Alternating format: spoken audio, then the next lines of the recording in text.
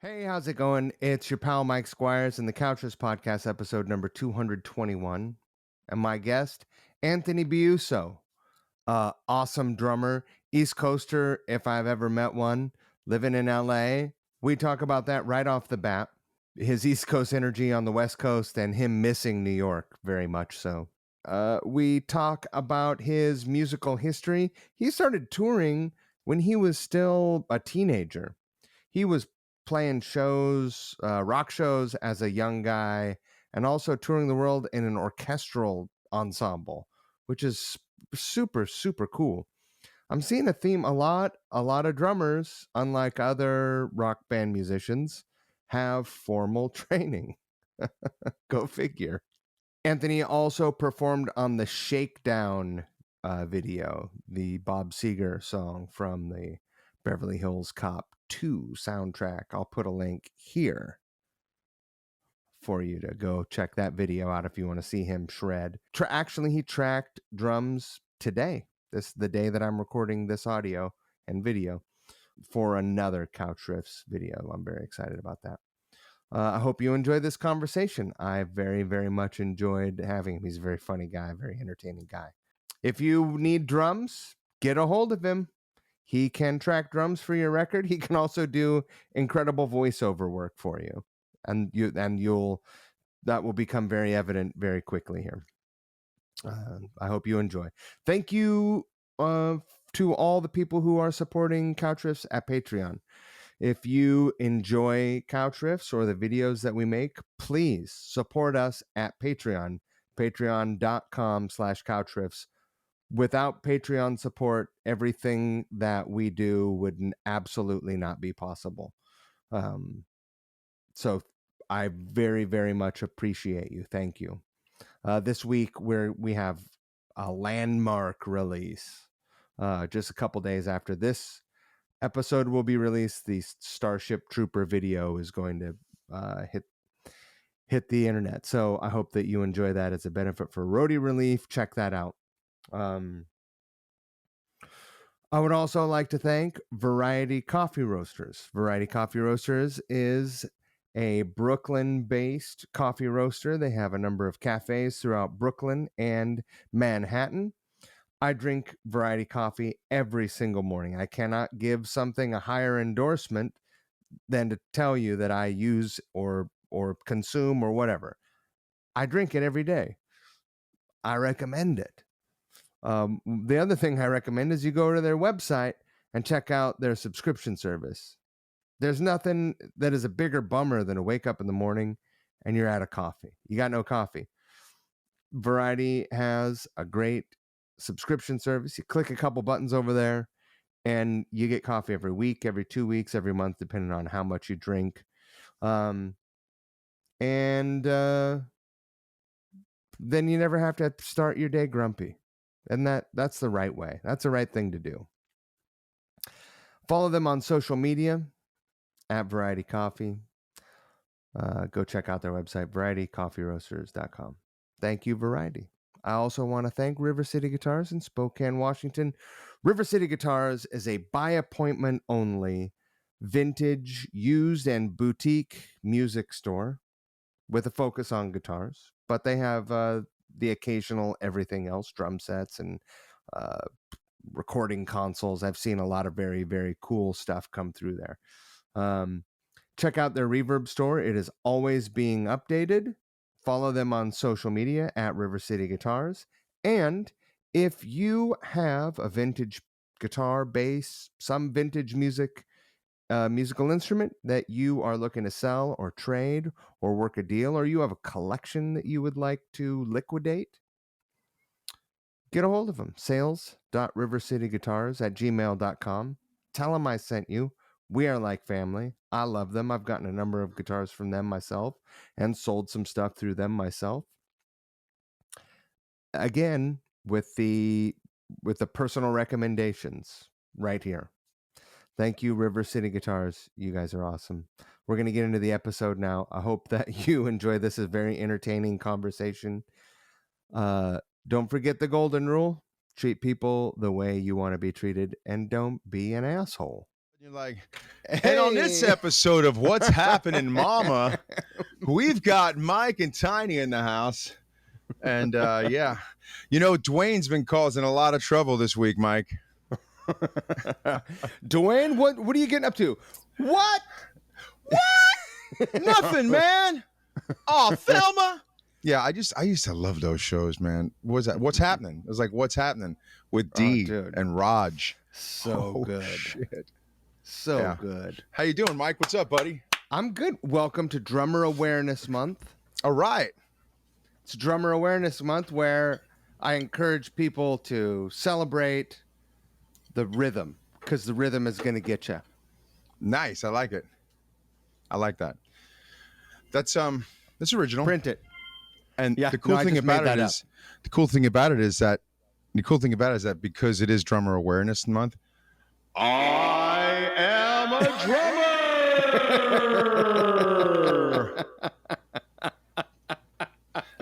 All right, it's gonna be this. It's gonna be like this. When you said 90 minutes, I had to go get some props, dude. Hey, let me ask you a couple quick questions about being a New York person moving to the West Coast, because I'm a West Coast person that moved to New York. Okay. I mean, just out of curiosity, I would love to start there. You know, it's I've grown to love New York. I love New York. I love the state. I love the city. But it wasn't an immediate thing for me like it is for a lot of people. Look, it's starting right now. Like I got some shit in my teeth, right? Okay. Yeah. So I got some shit in my teeth. And some people here in California on their way to the goat yoga class in between their latte and their tech job, they don't want to fucking hear about me with like some shit in my teeth. They would never, oh. But in New York, it's like, yeah, bro, hold on. Let me rip off this piece of paper for you. Here you go. Get that shit out of your teeth, you know? And so I'm serious when I tell you, it's just a different world completely. Yeah. It's a different world. Not to be disparaging to anyone that lives here, because there are a lot of freaking fantastic people here, but I just feel the folks here are just they're in the clouds, man. They're in the clouds. And people over in New York, they're just straight up and they're more look, there's too many people here. There's too many people in California. There's a lot of people. It's like 40 something million people, and you got like 17, 20 million in New York, whatever. So it's like twice as those are close, right? Those numbers. It's like, but the square footage is of course. It should be two different. States. It should be like 2 states. Should be 3 states. And this is stuff that I'm kind of just learning now as I talk to people that are more into the whole thing. Is that fan too loud? Nah. Okay. And I'll throw some I'll fix it in post. The people that I'm friends with that pay more attention to these things, these divides and these political situations that are sort of causing some of these why are they different and we're so different things. Right. It's true. It's just too many people here.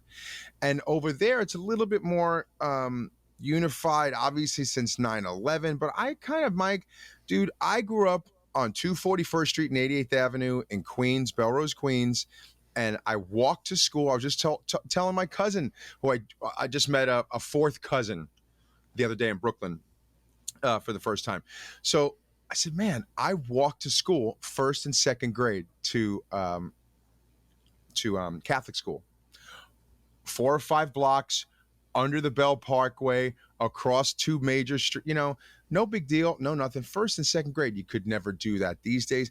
No. It just changes the way you are. It changes a rhythm of who you are when you're in New York, and you just have a way of being that's way more self-sufficient, way more obviously confident.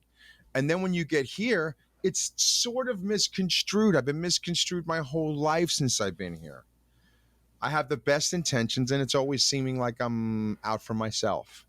And I'm trying to make myself look good, or I'm trying to put myself in the room. When, Mike, I'll tell you right now, as God is my witness, I would want you in the room with some of the people that I get to hang with, just so that you could experience it more than I'm in the room. You know what I mean? Like, I like to call my friends in New York. I said, yo, dude, don't ever buy any tickets to a big show. Like, give me a call and say, hey, do you know anybody in this or the crew? You know anybody in the band or the crew? Chances are I might. Chances are there might be a pass I could slip you in. I'm helping friends all the time like that. I love doing that. Right. I don't ever get into a show free out here unless I'm like, with the guy. Right. Really good example, Del James. I'm sure you know Del very well. Del was my in to like nearly every show back in the day through Scotty Slam. 89, 90, 91. I saw Guns N' Roses and Faith No More and Rip Parties and the Cat Club and all these crazy shows just because one guy would help me out. But turns out that guy was from the East Coast, Right. People are in the room all the time out here in California. They know they can put you in the room and they're like, yeah, Right. so I just don't, it's a totally different world. It's a totally different world. And I feel like a New Yorker wants to pull you in and a Californian kind of just pushes you away a little bit, I like LA because really we're talking about Southern California. I'm talking about Southern California people that have been here all the time that are like Stoke bros that are like they got the flip flops and everything all the time. They're always like totally ready to go, bro. Yeah, man. Yo, I'll be there at 8. It's like 8:30. It's 9. No one's there. But they're always like, yeah, dude, come in. Yeah, you row. And he's like, that kind of stuff. Are you a time sensitive guy? Are you timely? I'm not time sensitive. I'm just one of those dudes who's like, yo, man, if you're my bro, let's do this, man. Be my bro. Show up. If I need you, I need you. If you show up on time, you're late guy. I'm like, look, I just did 2 days literally at some set shop in Hollywood and working for some company called BuzzFeed. And this guy's making 5 bones a day. And he was a half an hour late next to me every day. Both days. Supposed to be there at 8, showed up at 8:30. Both days. Right. No problem. Came in the next day. No problem. No one said anything even. So it's different. It's a different way of life. Yeah. In New York, we kind of go like this on the construction site. If you do that. Yeah. Bye. Yeah. But hey man, you gotta go by the handbook, Mike. Right. You know what I'm saying? Yeah. So when did you I'm just a blue collar shithead. You know what I mean?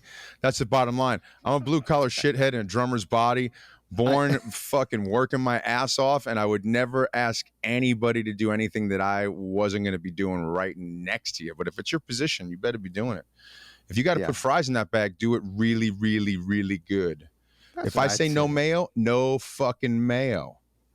When I order the wood, it's like 27 pieces of lumber. Don't fuck them up. It's only 27 pieces of lumber. Right. Amazon gets it right. Am I coming to you? I am. So come on, let's go. That kind of thing. I'm just that guy. Right.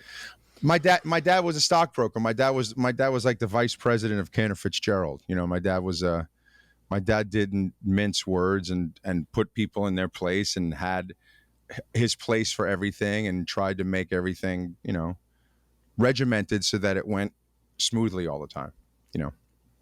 Once it's tried and true, let's just do it, man. Show up at 8, show up at 8, show up at 8, show up at 8. It's not even early.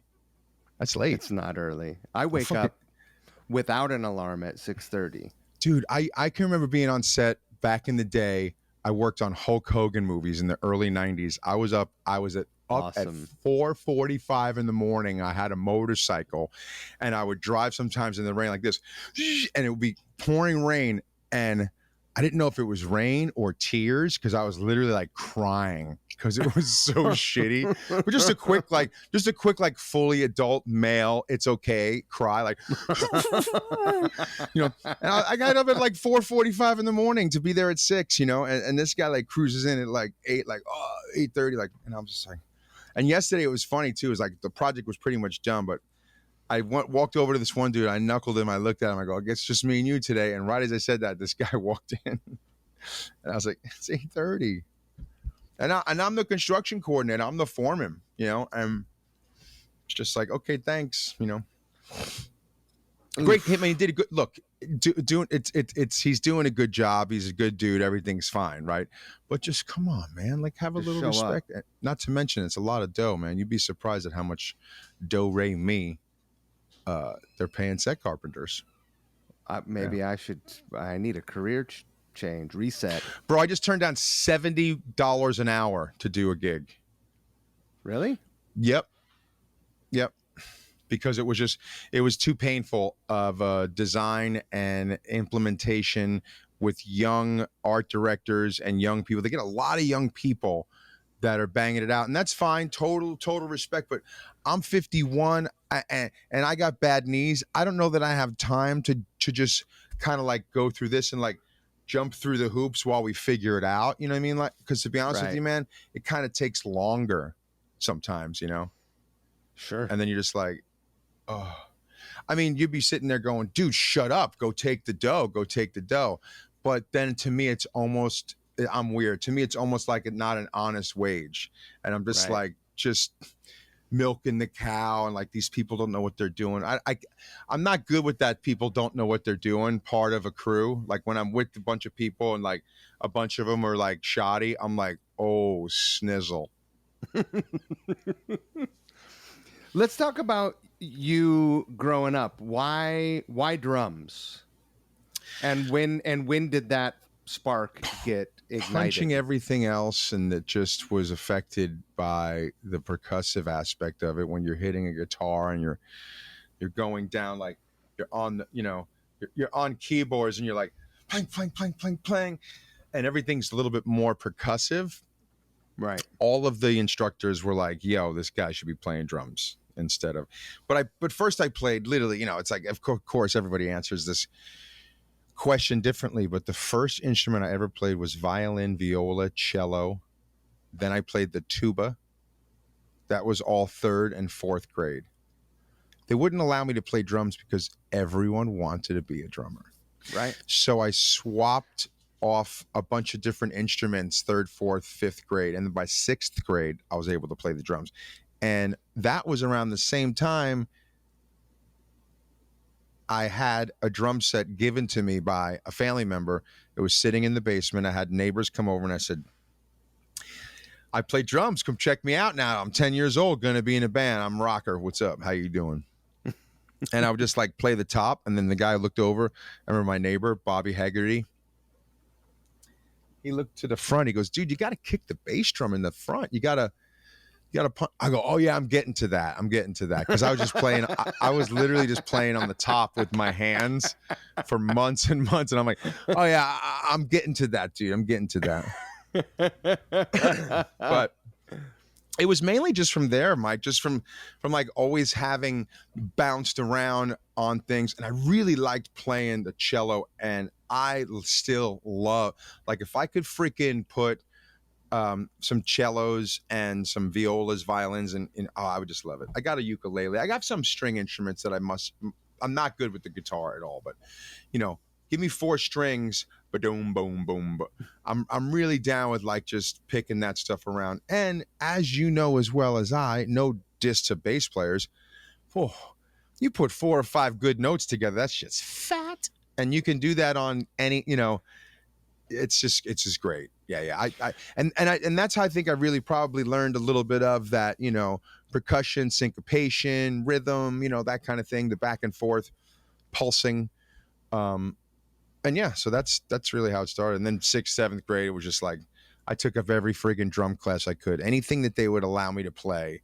Dixieland band, jazz octet, concert band, marching band, anything to get off, period 4, to go do the setup for the assembly, or get out period 7 to get ready to go on a bus to leave for after school, shit like that. Really you said something interesting. I remember signing up for school band in the 4th grade. Yeah. And the other instrument that people wanted to play the trumpet, or they wanted to play the drums. I wanted to play the drums. Yeah. And those were the 2 popular instruments. I still kind of believe that everyone in a rock band kind of wishes they were the drummer. Yeah. There's no point at which the lead singer in a band ever goes over to the guitar and like picks up the guitar and is like, "Hey guys, look, I can do it too." But every fucking person tries to go back and Right. imagine themselves as the drummer, right? At some Yeah, point. sure. Yeah. And I think it's cool, and I think it's cool. I have no problem with it too. Like some people are like, oh, this and that. I've never been the guy to battle with the lead singer or the other guy about if you want to come play my drum. I can remember being on tour with like freaking Tech Nine, dude, hardcore rap guy when I was in Head PE, and Chris Calico. He's like milling around my sound check one afternoon somewhere, and he comes over and he goes. And this is some hardcore rapper dudes, man. And I'm hardcore, not a rapper dude, right? So it's like, so Chris Hey, Calico, fellas! yeah, Chris, I am absolutely. I'm always like, what's up, dude? So Chris Calico comes over and he's like, yo, what's up, Tiny man? You think I could play your drums, man? What's up? I'm like, dude, yeah, please, like, here's a stick. And then he straight up was like, as white as heck, like as and I was like, oh man, okay, so I guess it's just everybody. You start off with that beat, doesn't matter. Right. It's very universal. But we had so much fun just like giving people sticks on the road and being like, yo, play drums. Or some kid comes up in I used to do that with TSOL. Jack would fake like we would do this whole thing like, yo, if one cymbal was off, this guy would stop the whole show. Wait. The new guy, he screwed up. He totally screwed up. What's going on? And then it got to the point where I'd be like, yeah, what's up? That kid could probably do better than me. What's up? And the kid would come up there and just start playing the beats. And you'd be like, holy crap. Like if you've seen Scotty Ian with his brethren, it's like, and all of a sudden you got an audience member playing the drums. Yeah, everybody wants to play the drums, but I think it's a natural tinkering in us. I think it's everybody's, because if you're standing there, right, and you're like, Right. it's only so much going on, even though it's obviously there's a lot going on, but it's just so all over the place, and it's sort of takes you different places. It's full body. It's mechanical. Yeah, and it's just so physical. Yeah. It's so and much. That's what I'm saying. You're just moving around so much. It's like instead of just being like this locked in, you're actually like encouraged, Yeah. It's the best. I wish I was a good drummer so bad. I had a drum set for a while. No good. I love them. I mean, I would like my first tattoo that I got at Sunset Strip Tattoo back in the day. Robert Benedetti was that drum with flames around it, and everyone says, why'd you do that? I said, because I'll never do anything else, and it's on my arm. What's the deal with that drum? Oh yeah, I used to play drums. That would be a weak story, right? So and to be honest with you, I know a lot of really wonderful musicians that sort of gave it up just to go out and do the thing, which is great. But if you're going to do that, I encourage you to always keep some shit in the garage and always keep it around. And if you can, just go into your little spot and do your thing, because it's that's the best thing about music for me. It's an escape and it's an identity, and it's an always captivating and thrilling thing to do when you're just down and bored and just got some time, or you want to write a song, or you got to do a session. It's just boom, boom, boom. It's great. How crucial do you think that your school band experience was to just the foundation of your drumming? And were you in drum corps or anything like that? Oh yeah, I mean, all that stuff. Growing up, you're in like you're in the third grade percussion class, and they're like, right. Okay, and everybody get that thing over there.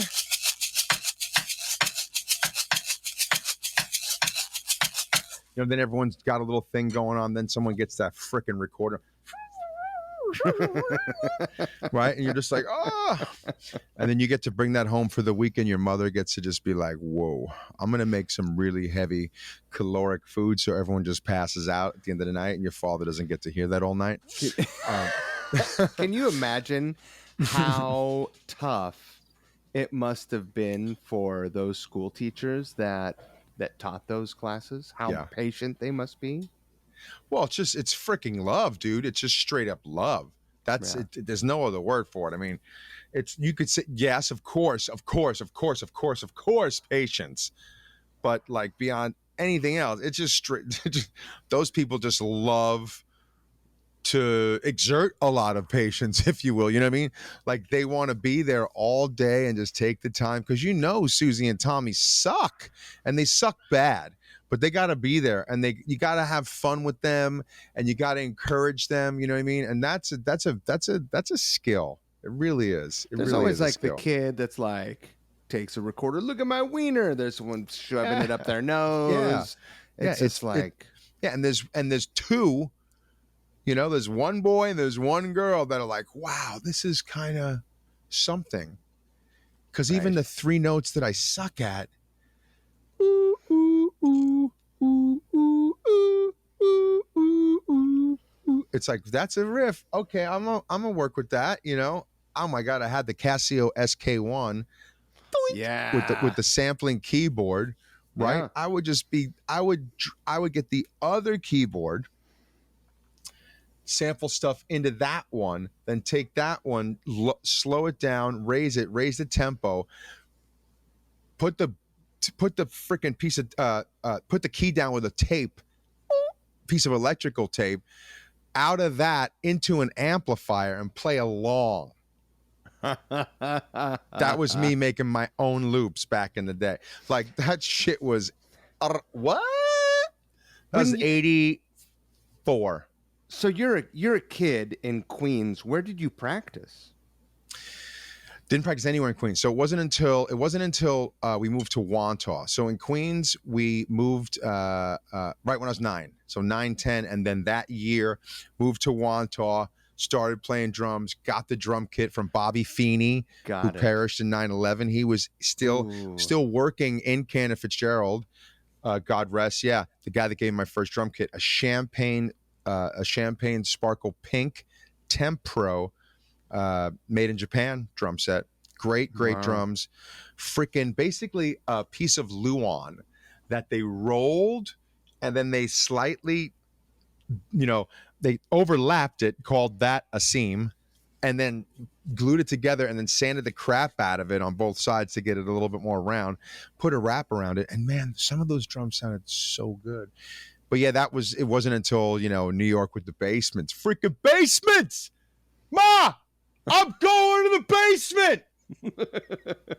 Tell me if the pictures are moving. Yeah. I'm playing that Bon Jovi song for the drum thing. Yeah. Uh-huh. Thanks. Fucking like, you know what I mean? And then I go down there and we had the bottom, we had the little wet bar down there with the soffited top light that was like a multicolored light up there. Yeah. It was great, man. Yeah. So that was the place you wanted to just experience your first doobs, your first Playboys, and learn to play the drums. Right. No, that is the place. Or paneling, or the tree fort in the woods. Totally. And that was across the street in the woods next to the Jewish Center. Right. So totally. So I love reminiscing. What were the drummers that got you excited and that sort of that you were trying your best to emulate as a young player? It's funny. It's like when I first started paying attention to the drumming in songs, I can honestly say that it was just Billy Joel and Kiss. For me, those two bands were like my 50-50, my Beatles, right? So many people are like, Billy Joel, dude. It is like so bling, bling, bling, bling, whatever, dude. And I'm singing some shitty songs. The drumming in that band. And it's just this, the storyteller, reminiscent, caring about where you came from, heartfelt, memory-based songs and foundation that Billy Joel's lyrics were based on is really what steeped me and what fueled me to be a musician and to pursue drumming. It was never to be a rock star, to get blowjobs from chicks. I always say this to people, like, and it's very crude, but people do understand it. And I've said it in some very mixed company before, and I have no problem saying it because I gotta have you understand that I enjoyed music and I wanted to play drums and be on stage before I knew stuff could come out of my wiener. You know what I mean? Right. Like way early on, like when I was 5, 6 years old, my parents in Queens had me with this freaking mic, and they were like, "Don't go changing to try and please me. You never want to work that hard." And I was a freaking soprano then, literally hiding behind the wall with this cord going into the 8-track machine when my relatives would come over. And they'd be like, "Anthony, go sing some Billy Joel for us." Honesty is such a lonely word. Everyone is so untrue.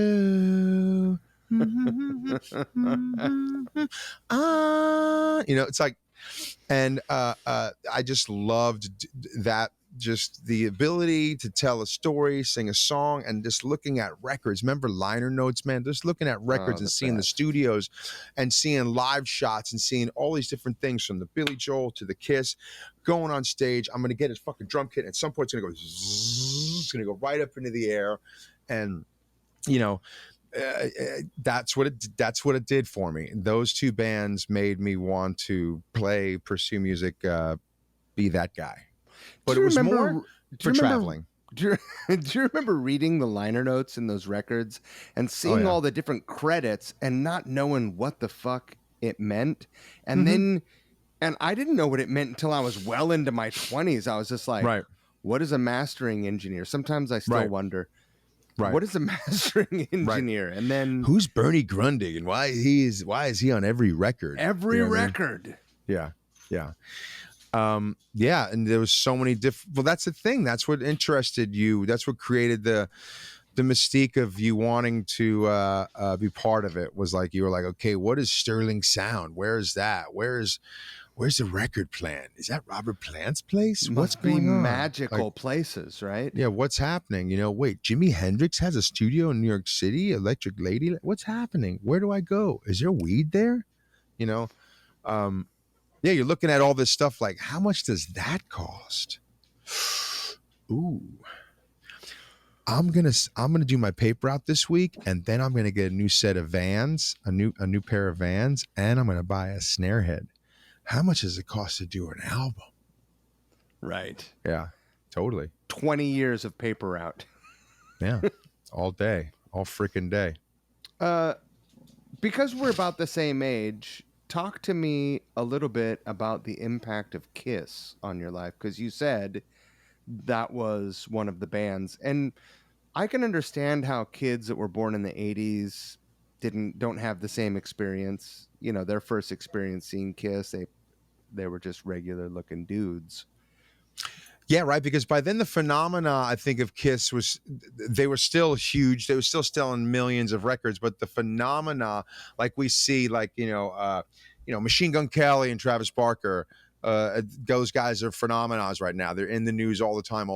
So Kiss had those years. That was like 77, 8, 9, 80, right? It just got huge after Kiss Alive 2, and that you can't duplicate things like that. All these bands have had it. New Kids on the Block had it. Debbie Gibson had it. And there are some bands that have it these days, but Muse didn't have it. They're freaking huge, right? Coldplay sort of had something like that, but I think the Kiss thing is just that you were in that formidable years. You're 7, 8, 9 years old. I was 6, 7 years old when I saw them. In 1977, it was December 16th or 17th. They did 2 nights. I've talked about this with Mike Portnoy and Charlie Benante because we've all been there at the same show. I do not remember where my seats were. I just remember I was in the middle and the stage was that way. I was sitting here and it was over there. So, and I wasn't up at the top. So I was in the center in like 200s or whatever. Oh no, like the 100s. But yeah, and I remember going home that week. So first off, my dad was a self-made dude who started with nothing, basically. He had a GED, and one of his friends said, "Look, if you get your GED, you can become a stockbroker. I'll have to get you to this school. I'll pay for the school and we'll get you in." And this was like 1980, 1981. And this was like the right time for that kind of stuff to happen. And within 3 or 4 years, he was working in the Empire State Building. And then by 1987, 88, he was the vice president of Cantor Fitzgerald. He had 700 employees that they lost on 9/11 that day. We lost 3,000 people that day. 700 plus were Cantor Fitzgerald employees. So it was a huge part of the 105th, 106th floor. And that guy, Your dad tickets wasn't to there. everything. Your dad wasn't No. there. He had already passed. He had already passed years earlier. Sorry. Let me get to that. But that guy, my father, he got tickets to everything because he was a stockbroker. They just gave him tickets, box seats, Mets, Shea Stadium. I was literally in rooms with Lou Piniella and Joe DiMaggio and Reggie Jackson. And yeah, it was crazy stuff back in the day. Yeah. Mr. October? The Diamond Club. Oh, dude, I was, as God is my witness, I was there the day that he hit the 3 home runs. Okay. And they used to give us these long poles because the box seats were up kind of behind the dugout and foul right and foul left kind of territories. Yeah. And they would give us these long, like 20-foot poles with mitts on the end of them. And you could while you're scarfing hot dogs and looking at the program, thinking that you know how to thinking that you knew how to keep score. Your father's like, "No, you idiot! It's got to go over here." And the base running, and you're like, "I don't know how to keep score." It goes 1, 2, 3. Yeah. He got tickets to everything, man. And so yeah, he comes home one day. That week was nuts, dude. When I saw Kiss, I saw the Harlem Globetrotters that week, and I believe like a week before or after the Ringling Brothers for the first time. Those are all the biggest things for kids. It was mental. In that it was time. mental. That's what you would want to do in 1977, 1978 at Madison Square Garden. All you wanted to do. Yeah. That's incredible. So I did all those in a month's time, around that time, Christmas time, right? You're a lucky kid. And so showed up at the Kiss show. I remember going home and crying myself to sleep. It was the best thing I ever saw. The pomp and circumstance, the pageantry, the insanity. It was a little evil. It was a little sexy. It was a little weird. What's sexy? I don't know. Okay. You don't even know. It was, yeah. And it was just all these things wrapped up in one. And you're just like a kid. You don't even know how to process it really. But I do remember saying to my father, "I want to be Peter Criss so bad." And he's like, "Why?" He goes, "Because I want to go up in the air." And so, but that week I also was bouncing a Harlem Globetrotter souvenir inflatable basketball. It wasn't even a real one. It was like for kids, Yeah. It was basically like a balloon. It looked like a basketball. And I broke the, I don't know if you could see that if in there. But there's some good scarage right there from 1977 Queens. I broke the light over my head. Harlem Globetrotter, Meadow Lark Lemon, I'm curly. Oh, boom. And smashed, and I covered my head, and I had glass that cut my head and cut 2 of my fingers really badly. But didn't discourage me. Yeah, that was the moment. That was a time when you're just like, whoa, this is sick. And it could have gone either way, right? You could have been into model trains. You could have just been so fixated on the Farrah Fawcett poster that you became a total horn dog. You know what I mean? Right. But I didn't. I just was like, I went Muso. You know what I mean? I went audiophile. I went Muso. I went fuck with chords and speakers and microphones and amplifiers. And I was 15, 16 years old with amplifiers, keyboards, bass amps, bass guitars, drums. I had Tama Techstar electronic drum kits attached to the tops of my drums, going, it's all part of my rock and roll fantasy. I'm like, Mom, I got those sounds. Do, do, right? I had all that shit dialed in. And I was the original. They were the goofball. white ones with the black heads, right? Dude, no, mine were black. Mine were black with black heads. Black with black Yep, heads. I had black. Yep, and they were sort of square. Right. But, you know, the head obviously in the middle. And I think they only had 4 tuning pegs on them. But they had the nice Tama. I remember they had the nice Tama clamp that was good for any spike. And you could just take that and fucking put that on a cymbal stand if you had to. So I had those suckers everywhere. I had, you know, I had North drums. You know, Chad Smith and Taylor, God rest. These guys are playing North drums. Hey, I was playing North drums in 1982. All right, relax. I had a whole North kit. I had a black and white North kit. It was fucking great.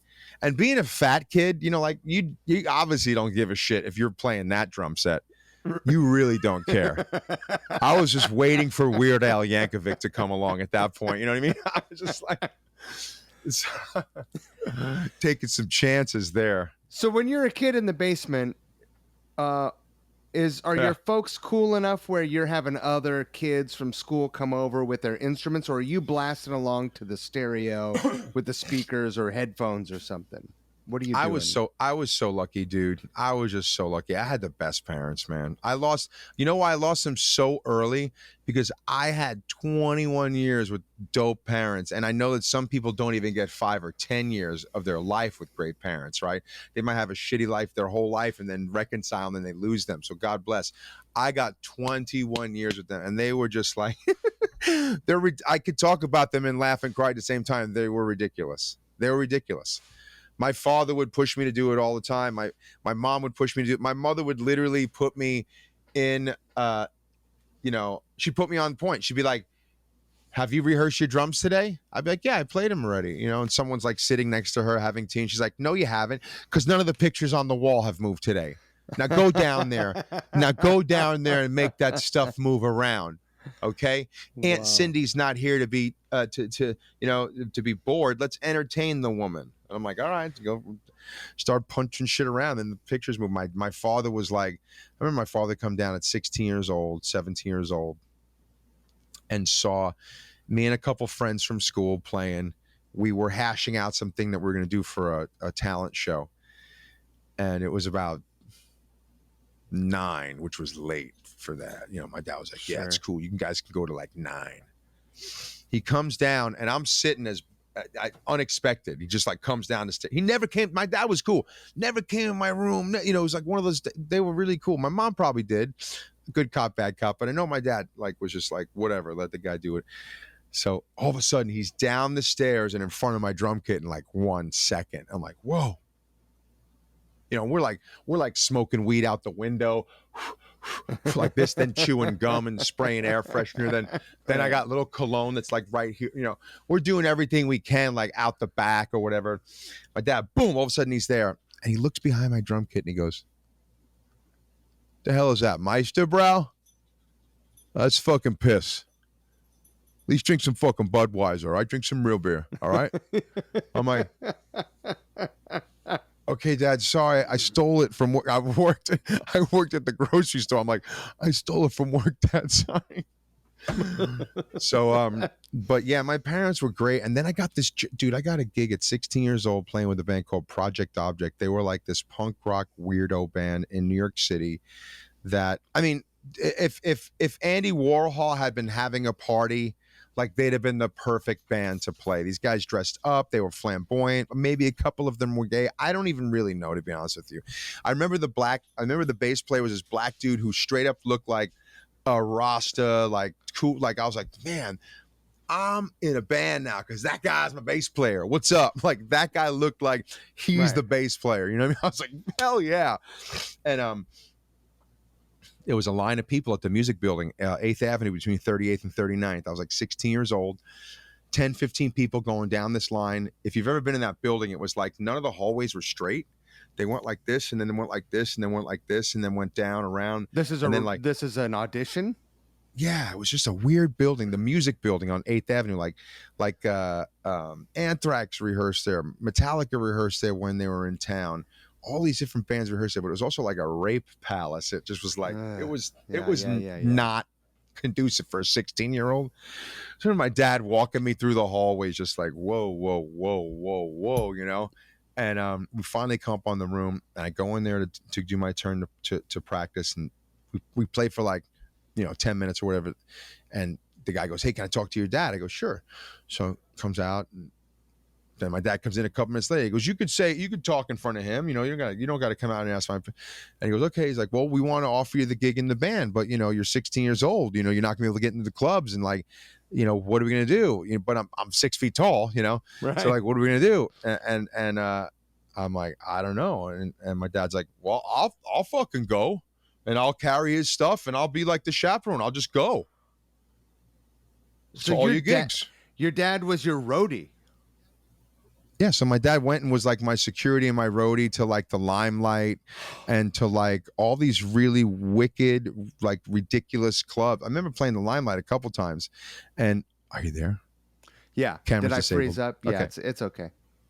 Yeah. Like the Limelight, and then we played Nirvana, this club Nirvana in 87 that was right where the ball drops in Times Square. Yeah. Right underneath that there was a club, and there was like 3 floors of mayhem and bondage and sex and disco and like lights and not lights. One floor is dark, next one's all lit up. I think I played about, I'm going to say it was less than 6 gigs with them. It was like 4 or 5 gigs with them, but they were freaking all cool. They were all like these, just and everyone was like, yeah, like this in the New York thing. And we had songs like, phone sex, goddess of my dreams. Why's the world not what it seems? I want to kiss your boots and lick your heels. Call her up now. She's working so hard on the telephone. She never fails to get me alone. Her a great heart screaming. She's got me creaming. It was like that. I mean, those are the words, dude. I remember this shit. I got a steel trap memory. You're 16. 16 years old, yeah. And then the other one was you're a moralistic Baptist geek, a homo killing bigot freak, spending untaxed money on the Ku Klux Klan. Dun-dun, dun, dun-dun, dun-dun, dun-dun, dun. Like the keyboard player knew like 7 notes.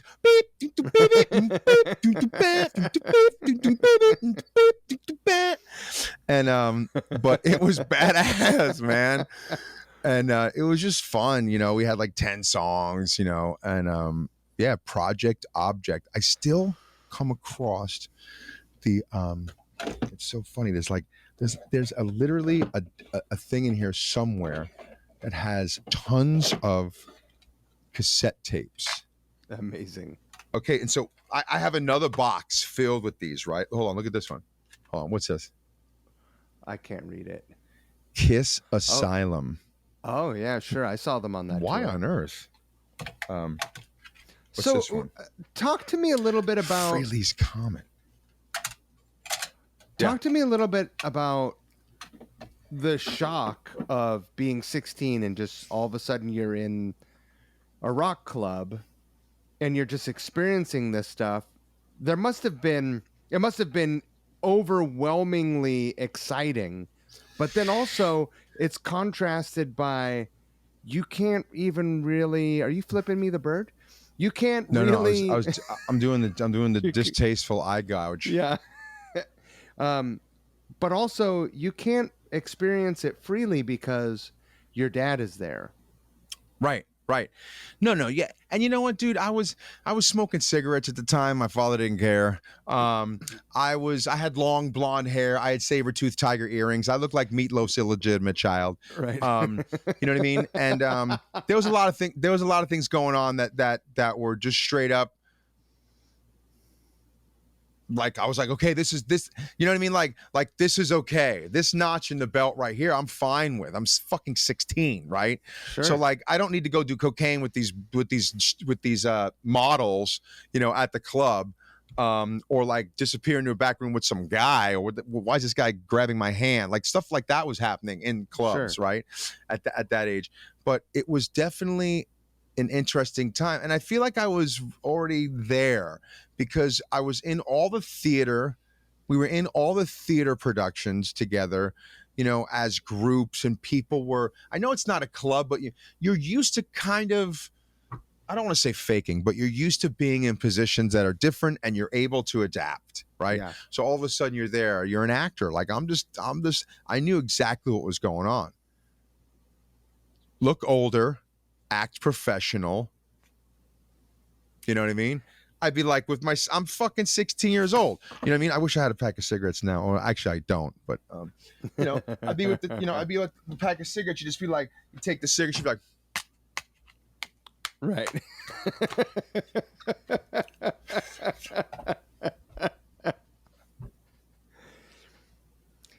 When was the last time you saw you know, so 16... all of a sudden you're just there, right? I certainly wasn't like, oh snap, bro. What happens to you? I think someone's getting their titty sucked over there, because I was like doing that in one of the rooms, and my dad was like, What goes through your mind when you see a 16-year-old playing music now? Because when I see a 16, I think about the things I was doing when I was 16, mm-hmm. which are insane. Right. And I see 16-year-olds today, and they are children. And I felt like a grown man at 16. Right. But I wasn't, of course. Yeah. No, I mean, when I see a 16-year-old playing you today, what do I feel? Well, I always tell people, you know, don't think too highly of yourself, because there's always a 6-year-old girl on YouTube that blows you away. Sure. Right. So there's always that. The fact of the matter is, you know, you and I, we had to go to the library. We had to look at an encyclopedia. We had to have encyclopedias in the house. We had to look at National Geographic. Yeah. Yeah. We had to look at National Geographic, or be lucky enough to have them in the house. But yeah, I got to see a lot of things when I was young growing up, because my father wanted me to see all these different things. I don't know that kids understand the struggle that we went through to gather the knowledge as much, because I think it's more fruitful that way. It's indicative of how much time and effort a young musician will put into a rehearsal and working up.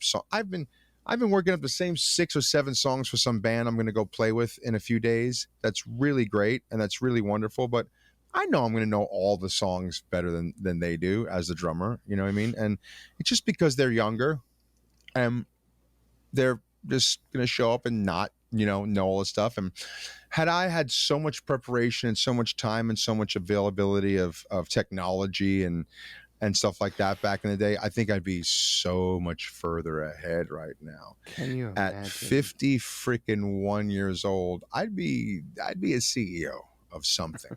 I would have already put it all together and figured out a better way for me and you to be doing this or that or whatever it is that you and I enjoy to do, and facilitate it easier and better and make myself a profit doing it, right? But I don't see a lot of people thinking that with what they have at their fingertips these days. You know, it's just kind of like, they're like, oh yeah, cool, whatever. And that's cool. I see a lot of people with very inherent, quick, amazing, ridiculous overnight talent. I think that also has a lot to do with the sponge effect and the osmosis effect and the availability of the media and the subject matters and just all the material. You know, we weren't able to be able to see people doing things that we could only hear. Yeah. Like you can see and hear people do anything and everything now. Oh yeah. Yeah, I mean, I went to MI in 1989. I had to walk over to the library, check out VHS tape thing, McGillicuddy, and hand my ID and then say, I want to look at the Rod Morgenstein Long Island Drum Center Clinic from 1987 that some chooch videotaped and had at the friggin' place. Right. And then they'd give me the tape, and then I'd walk over to a desk, and the desk was angled for drummers to knock their sticks on it, because it was angled and it was all rubber like a drum pad. So you could put your book on it, and the desk was rubber, and then you put the VHS tape in, and that's how you would watch your thing. Now I just click YouTube, boom, instead of 3 seconds. Right. So when did you I go? appreciate them, but I don't think they appreciated us. Sure. Yeah. When did you move to LA and start MI? 89. 89. Yeah. What a time. Yeah. I wanted to go there so bad. Yeah. It was an interesting time to be in Hollywood. I mean, you know, there was the homeless and the race riots and all that kind of stuff was always there, but it was so much more of a rock and roll community back then. It was, you know, it superseded all that stuff. You couldn't even break through any of that stuff because all your buddies were on the street corner every day, more than the gang members and more than the other guys. You know, it was like there was some dude in some crazy ass hair with a leather jacket on every corner, and everyone was getting tattooed, and everyone was getting instruments, and everyone was playing, and everyone was getting bands, and everyone was flyering, and everyone was up and down the street. People promoting each other's shows and each other's bands, different genres. You know, it's like, hey man, I'm not going to go see any glam bands, but half of my friends were in glam bands, so I would promote them to my other friends that wanted to go see glam bands. And yeah, it was a really, really, really cool time to be around, and very, very formidable. And all of a sudden, you're just like, you know, I'm 19, 20 years old, and I'm in Duff's house, and it's like the Use Your Illusion like kickoff tour, and there's about, I'm gonna say, 50 to 60 steaks, 50 to 60 lobster tails on a grill. Nice, really nice house up in like Laurel Canyon, Mulholland area. Had a really nice like turret loft area where he played the bass and had some of the, like, literally, I'm gonna say 5 or 6 gold records and a couple little albums up there just at that point, right? Because it was sort of just a few years into them really, really doing the do. No Diamond Records yet. No, yeah, hardly. And then really nice game room in the back with a pool table and maybe a couple of other plaques and some small certs and stuff like that. But my God, dude, it was like Weird Al, Sebastian Bach, all these trippy people. Doc, who was Young MC's bodyguard. And I think he was Duff's bodyguard for a while. Doc, big black dude. That freaking dude. So yeah, they stole a jacket that day from Duff's house. That was from Terminator 2, I guess, that Arnold Schwarzenegger had given the band, right? Right. So it gave the band, and Duff, and I've told this story, and I've retold this story to Duff, and blah blah blah. But I remember just sitting in the corner and going, how come all those guys are going in the bathroom together? Like, what are they doing? You know, like, what's going on? And Del was like, oh man, they're just hanging out. They're just telling stories. You know, they're just doing their thing. I was like, oh, okay, cool. You know, and I'm like, I'm smoking my joint. You know, like, oh, okay, cool. I'm sipping my beer, my joint, thinking, you weren't really that naive, were you? I swear to God Almighty, bro, I had no idea they were in there like doing dope. You know what I mean? I had no idea. You know what I mean? Like, maybe, okay, they're doing some lines, but no, I did not know that it was in there. Like, they were in the hospital triage center in the bathroom, right? So Duff comes out of the bathroom like this and goes, where's my jacket? Like, where's the jacket? And I'm like, we're like, what? So then this hunt's on. The hunt ends with like an ambulance and a particular person like in the ambulance, but we got the jacket back. And it was it was the best thing ever to, like, the next day you call your friends back in New York, and like your buddy works at the at Petland Aquarium selling fish, and your other friend works at Chase Bank as a teller. You're like, you're not going to believe this like, shit. What did you do last night? I was like, dude, this weekend, right? So check it out, right? And they're like, no fucking way. You know, they're like, no way. Just no way. But what's great is that I saw Duff probably 10 years later, whatever it was, maybe more. And had seen him as very, very ancillary friends when I say this, because I'm not a bullshitter. It's just like friend of a friend type of thing. Hey, Tiny. Oh, yeah, that's Tiny. Right on, bro. Boom, boom, boom. I saw him at the dog park, and the fucking guy looked like Brad Pitt. Oh no, And he I went up fucking to him and really I go, cleaned his shit up. I go, dude, I go, my name's Tiny. I go, we've met a bunch of times through Dell and stuff. He goes, oh yeah, how you doing, man? I go, whatever you are doing, bro, just like keep doing it, because you look like Brad fucking Pitt, and you were the guy that made me always think, don't mess around with that shit. Don't mess around, because you were in bad. He goes, yeah, I was. I go, you were in bad shape, dude. And he was skinny, but he was like all bloated. He was a mess, and he looks Yeah. amazing. He still Amazing. does to this day. He'd like And he's helped so many people, like tons just of he's people. helped so many people in the community, like behind the scenes, just get sober. And yeah, he does the work, man. He's a really, really good dude. But that was just like, can you imagine being like 19 years old? And I had those posters on my wall, dude. You know what I mean? Me too. And then years later, I'm playing in TSOL, and I'm like, wait, Steven's wearing the TSOL shirt in the video, you know. And then I meet TSOL, and then I meet Adler, and he's like, Bubbles, wait, you're in TSOL? No way. I'm like, yes, what? It's like, you know, it's just fun. It's just the full circle world that's gone on out here.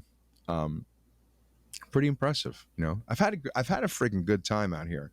I do really want to go, but we started like this whole New York. We started off with like New York, California thing. Yeah. I really do want to move back to New York. I've been looking for a place, and it's just more my speed, man. It's just more my style. You know, it really You want to is. move back to New York?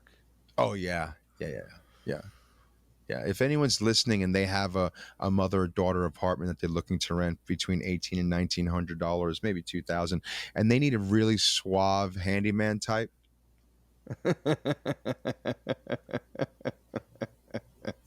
You know who to. Yeah, I mean, I'm Mr. Fixin', you know. No, but really, I am definitely looking to move back to New York as soon as possible. We've been checking. I've been back twice in the last few months, and looking at places and looking at some little business ventures and checking out some buildings and stuff. Oh. Don't tell anybody anything. Oh, really? Ice-T says don't say anything to anybody about anything. I listen to Ice. He's always got solid advice. I mean, he puts the ice in advice. The 2 or 3 times that I've hung with Ice, it's always like, of course, man. Of course they call the biggest motherfucker Tiny. Of course they do that. Of course, man. Yeah. What's up, Tiny? How you doing, man? Yeah. He's a good dude. I know. I'm friends with the whole band. Back in like 1991, Ernie, D-Rock, and Moose were like, yo, come to be in the video for Universal Soldiers, and we'll be at Hollywood Live at 5:00. We need like 100 extras. We'll put you on the list. I'm like, what? So we get there, me and 2 other guys in my band, and we are like in the front row doing the woo woo woo. Yeah. At the very end of Universal Soldier, there's a dun dun dun dun dun. BC, It's like body counts in the house. It's one of those, yeah. And it's Dolph Lundgren and fucking Jean-Claude Van Damme for no fucking reason on stage with body count. It's amazing, and that was a blast. That was before the whole Jimmy Kimmel Live Studios was there, and that was a really cool venue back in the day that I saw. I saw Soundgarden there with Duff and Dell, and Duff jumped into the audience, and the whole entire audience parted, and nobody caught the man. Oh my God. It just went like this, dude. And blap. And me and Dell were like, bam, we ran up and picked him up like, yeah. I mean, if that happened today, that it would be on YouTube and all over. Dude, we were, that's what I'm saying. Before YouTube was cool, we did really dope, really fun, cool shit, but we don't want to see it anywhere. But we were like this, right? And all of a sudden it was like this. And he was gone, and then like that, it was like one of those. Like he went, whoa! That was when Axl performed with Alice Cooper for the Shocker thing. It was like some convention, metal convention or something. It was so wild. But that was like, oh God, that was 89. Yeah, that was like 89 or 90. That was nuts. Saw so many cool bands back in the day, dude. I saw freaking Nirvana in 1989 with Chad Channing at Raji's down below now, where there's like a subway station down there. Wow. And there was like 20 people there. Sure. It's amazing. Yeah. Yeah, nobody cared about Nirvana back then. No. And nobody you know cared. what? And there was a lot of guys just like that guy around back then. Well, There were I a lot mean, of Kurt were there? Cobain. Well, There were a lot of single guitar Twisted Poet crank guys. It was just like and they just had. There were a lot of those guys. not that I remember many of seeing them him in Hollywood. could do it quite like that. Quite like No, he did it. and not anyone could get the ear of David Geffen, and that's really what makes it happen. Is that? Yeah, it turns out he's a pretty good shaker and mover. Yeah, yeah. When did you go on your first tour? Who did you do your very first, like not like a West Coast or regional, like a weekender, but like your full, like, maybe you're gone for a week, 2 weeks, something The like first that. tour I ever did was at 12 years old. What? Yeah, with the Singing Boys of Long Island, and it was a 20-something person singing crew. We were a choir, and we were taught by Martin Drywitz, who happened to be what we're going back to the beginning, Billy Joel's choir teacher from like What? Hicksville. Yeah, from like Hicksville, Levittown area. Yeah, and he had a choir, but he was also the amazing rub of Martin Drywitz was that he was also a travel agent. So he was able to book all of these like great hotels along the way, and we got money to perform in local churches and centers. So the trip really cost us nothing. And it was like, hey, we had 3 chaperones, and hey, kiss your kids away. And yeah, hopefully it wasn't any errant early boy gay syndrome happening there.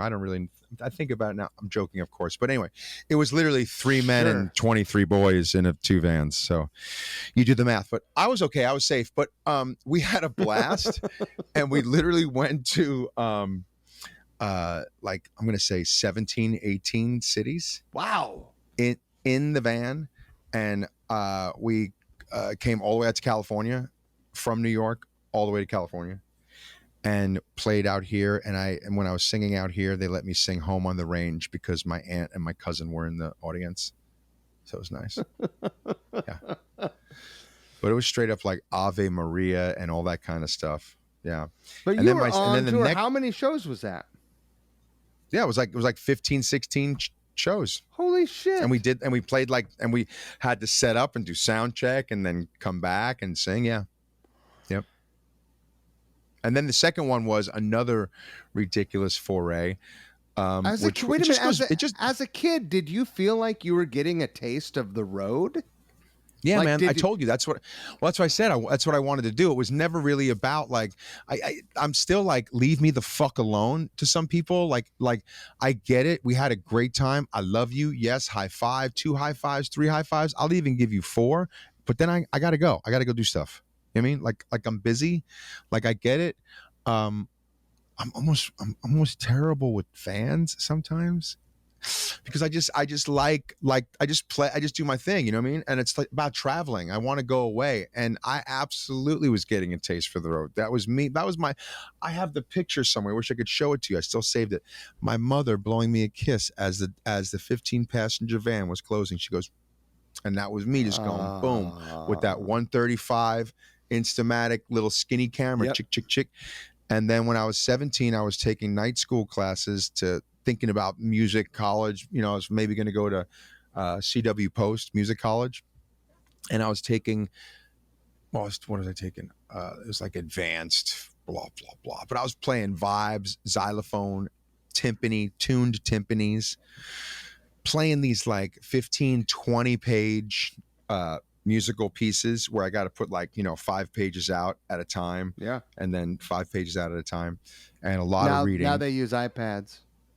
Yeah, it's unbelievable. And that was with the this thing called the Long Island Youth Orchestra.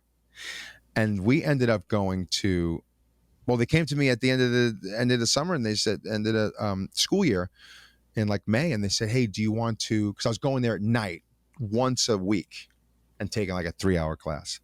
I said, hey, do you want to accompany us on our South Pacific tour this summer after you graduate? And I was like, okay, where are we going? Well, we're going to go to Australia, New Zealand, Tahiti, Moorea, Bora Bora, the Cook Islands, Tasmania, Papier de Tahiti. I go, okay, I'm in. So I did that for 3 months with a 110-piece orchestra What? where we toured. And the customs for that, Mike, was friggin' so insane. Like I remember them taking tubas apart, taking timpanis apart. I remember sitting in airports for 3 or 4 hours when we would get to a country. Yeah, just sitting there on the ground, on our bags, little headphones on, little yellow Sony Walkmans. Bam, what The we got? headphones are the things that Jones is on a vacation far away. Come around and talk it over. I love that record. You know, and then a few hours later, and then we would go to a school, a huge school, where they would put all of our names in a hat, and one at a time, a family would walk up to the hat and pull a name out and go, Anthony Biuso, okay, you're coming home with us. What? Thank you. And then I would go home with some random family in every single town in every single country I went to, and they showed me the culture. They fed me. How incredible. They talked to me about things. They assured me this was bullshit. This was a fad. That's not true. This is true.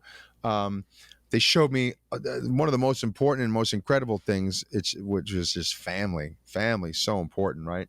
Incredibly important. Everywhere so many you nice, go. Everywhere I went, there was some really cool, beautiful family. And I'm talking like kind of some rich families in Australia and New Zealand. I remember being in these homes, dude, where my bedroom door where I stayed closed like this.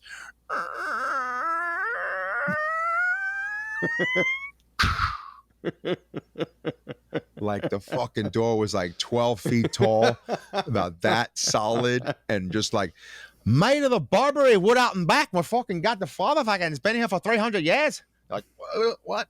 Raws up lights, let's go. I'm like, what? I remember the first guy we drove through this liquor store. He goes, what do you want to drink, mate? I'm like, well, listen, the drinking age in New York just changed in 1988 to 21, and I'm about to turn 18, and I was going to be able to drink. Oh, no worries, mate. Drinking age is 16 here, mate. Oh, cool. Yeah, I'll take some, how about some Foster's Lager? Foster's? That's piss, mate. You get some 4X. Okay, get that.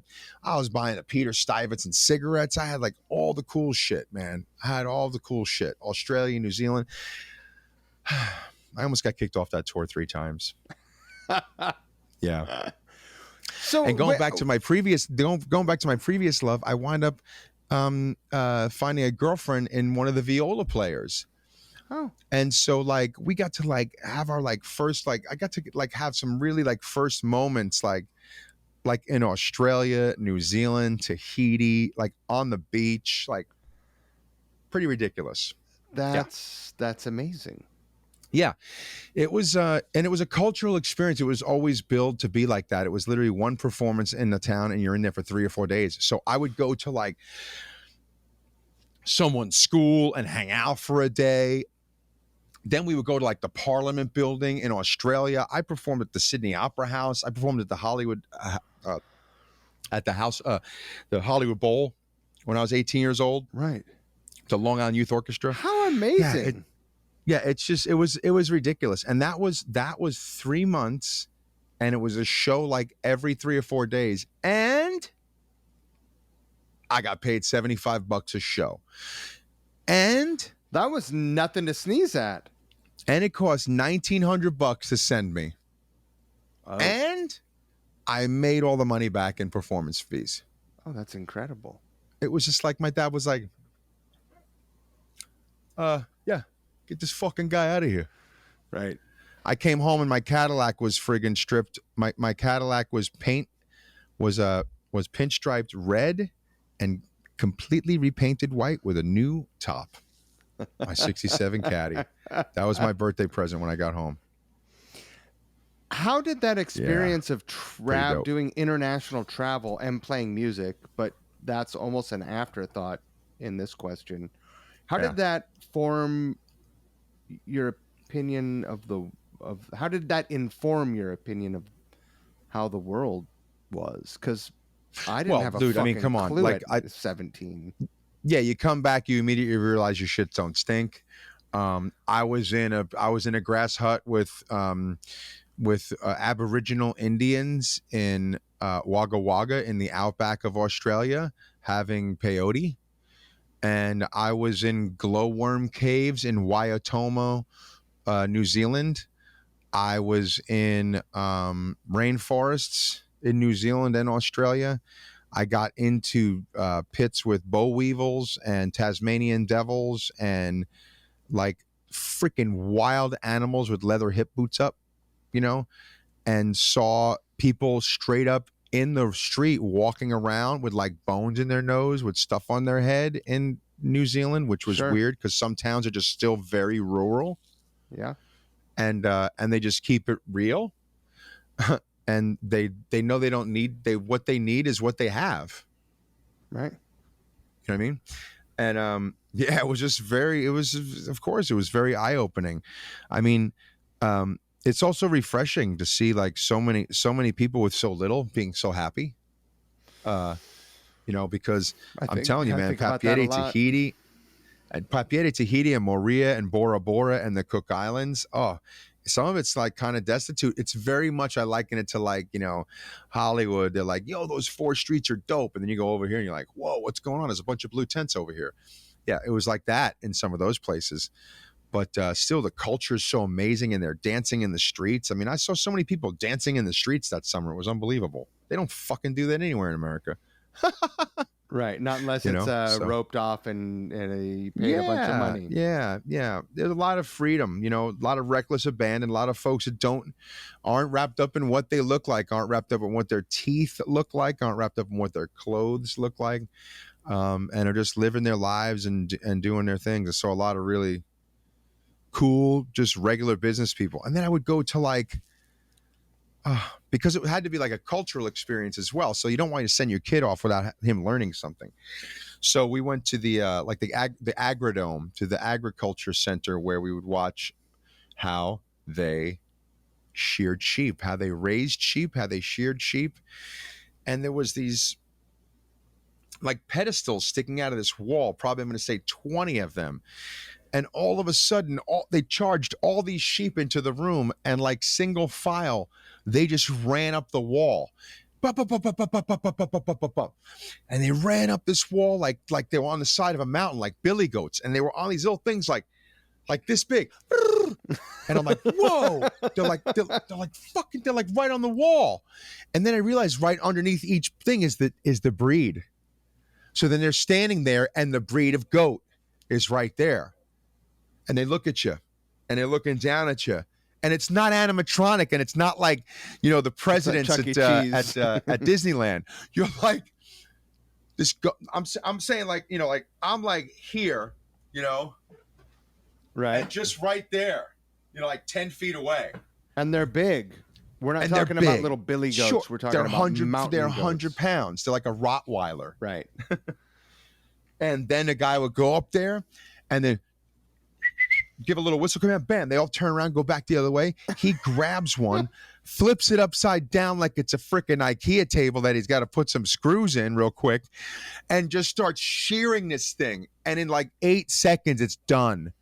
And he nicks it like once, one little nick. We all nick ourselves shaving. Sure. Like one little nick. He's like, yeah, I just nick him a little bit right there. And it's like, it's going to be all right. And everyone's like, oh, it's like one little drop of blood. I'm like, dude, he did that in 8 seconds. That's pretty good. The fucking goddamn thing could be headless. Do you think that if you're a goat and you get sheared, it feels good? I think that you would just know. I think that you just know that's what goes on because they also said that they kind of get very bulky and dopey because they have it all over them. Right. So it has to be done. It's almost like pruning bamboo. Yeah. If you don't harvest that, it just falls over and you waste it. That's why it's a good renewable resource. And maybe I'm sure there's a modicum amount of owie, and why are you forcing my leg over the side of my head right now? I don't want to do yoga. Right. But it doesn't. I mean, I feel so much warmer now because of it. So thank you, sheepy sheep. What about your first rock and roll tour? Yeah, my first rock and roll tour was basically with Rude Awakening. I had a band called Rude Awakening. You could check it out on iTunes. There's still a couple records there. Bent to Our Will is on there, and Wake Up and Smell the Pavement is on there. Yeah. Um, and then once it gets into like Scaring the Paper People and Head Butter and stuff like that, it's my tech, who was my good buddy for a long time, and kind of like in the Rude Awakening family, Joey playing drums after that.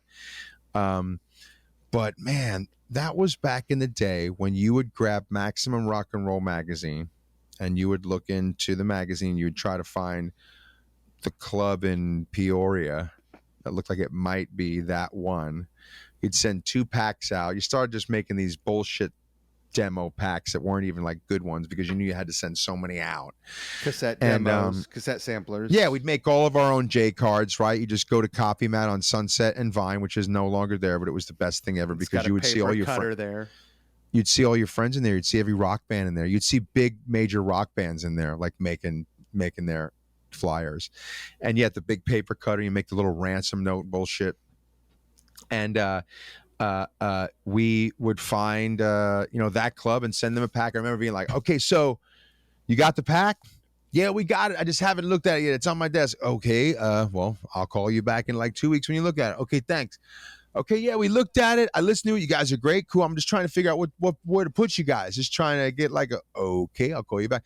Usually took about 3 calls. Right. Finally, you get a gig.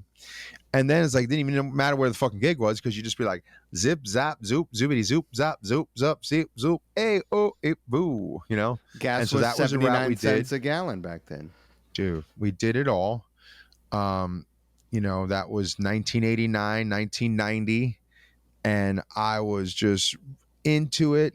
I was into the staging. I was just going to try to put the gear where it always, I was always into that shit because of theater. I came from theater and everything has its place. And then when you step back and you look at it, it has a thing, So I always thought, even if you were just showing up from out of town and you're going to play 5 or 6 songs for these people and just try to put the best show on possible and clear the stage and throw some black shit over the garbage that doesn't mean anything around. Just clear it so it looks nice and it's got a clean little palette. And that way people are like, yo, look at this. Oh, wow.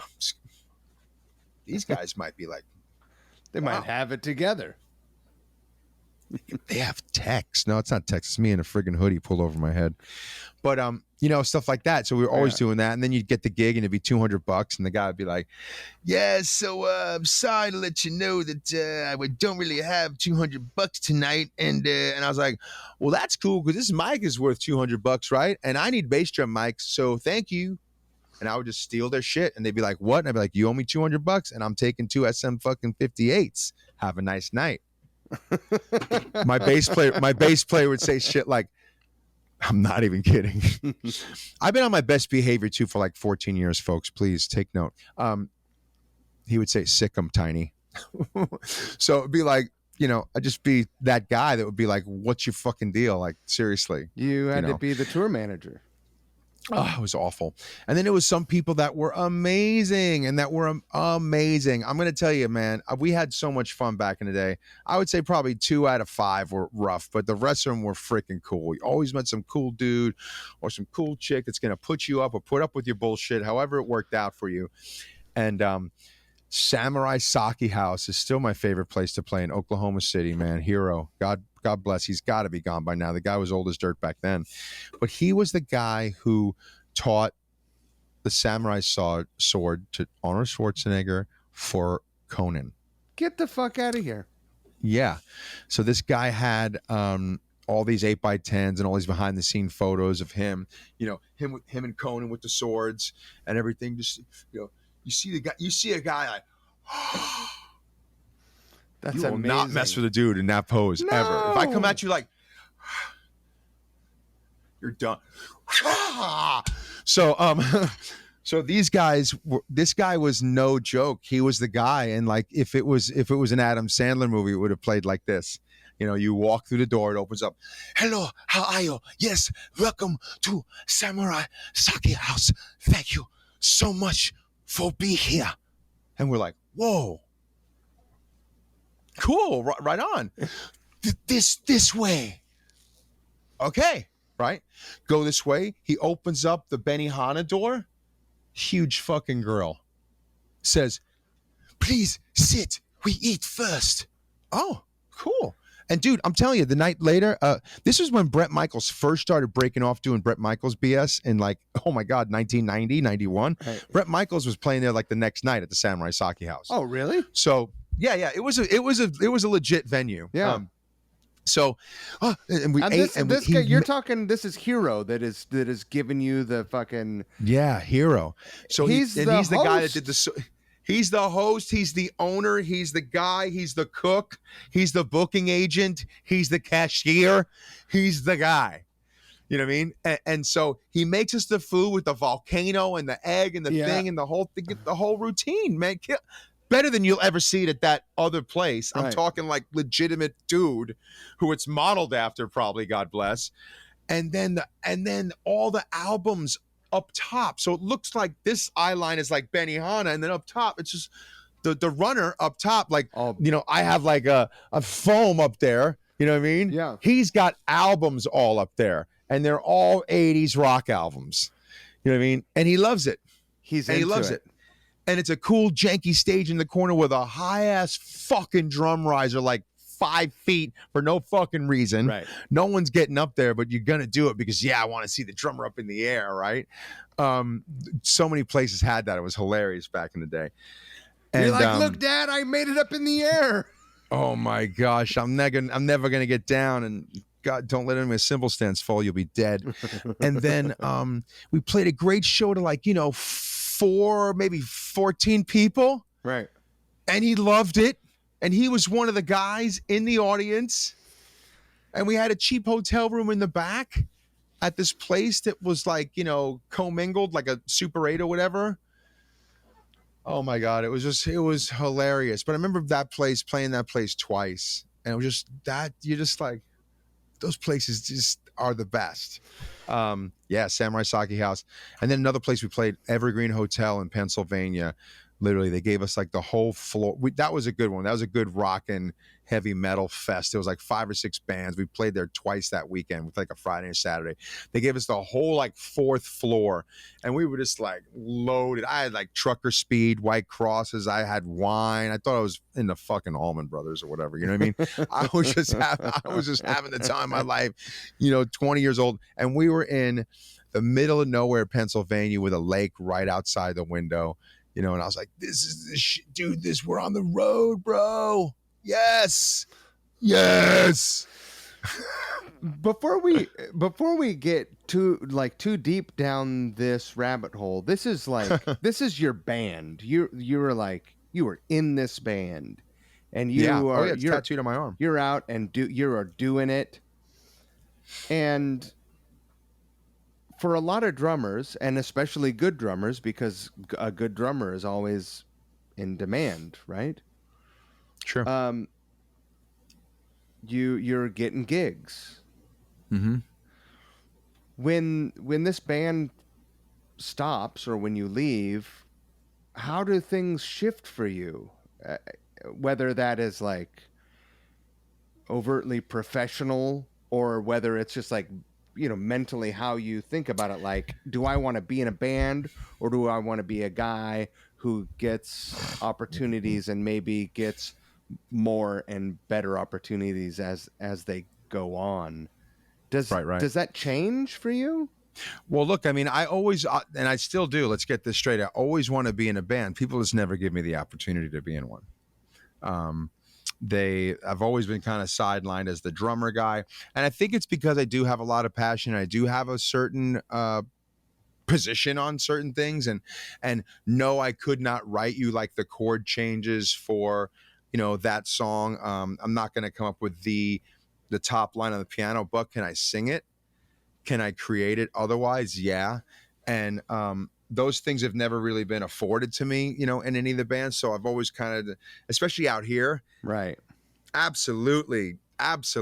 Like side guy all day out here, because get in the back, chubby. It's about me.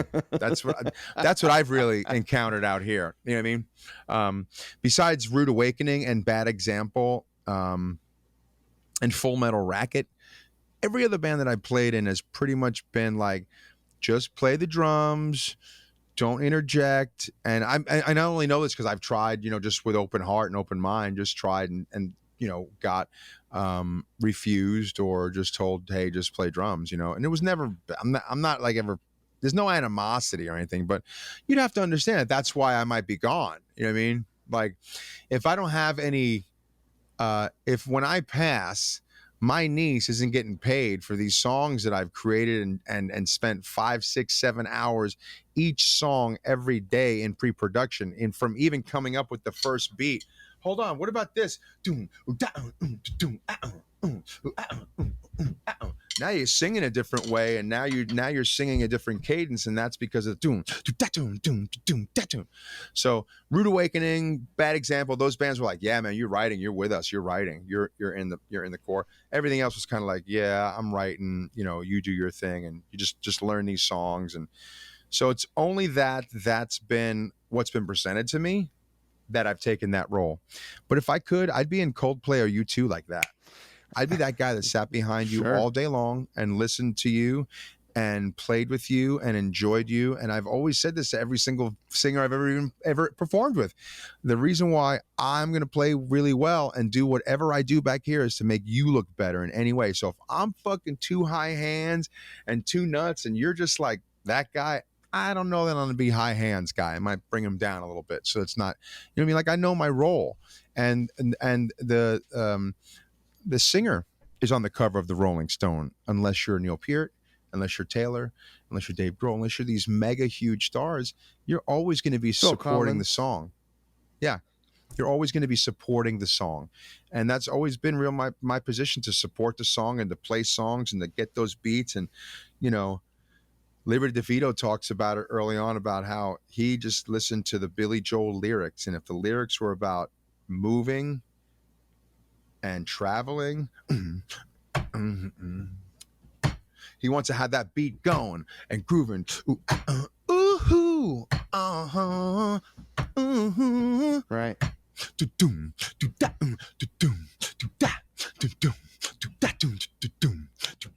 And when he comes up with stuff like that, he's like, he knows he's going to keep moving that all along. And so many of those great Billy Joel songs are him just, and I'll say this because he knows it, because I love him just fucking up his attempt at trying to play a Latin beat.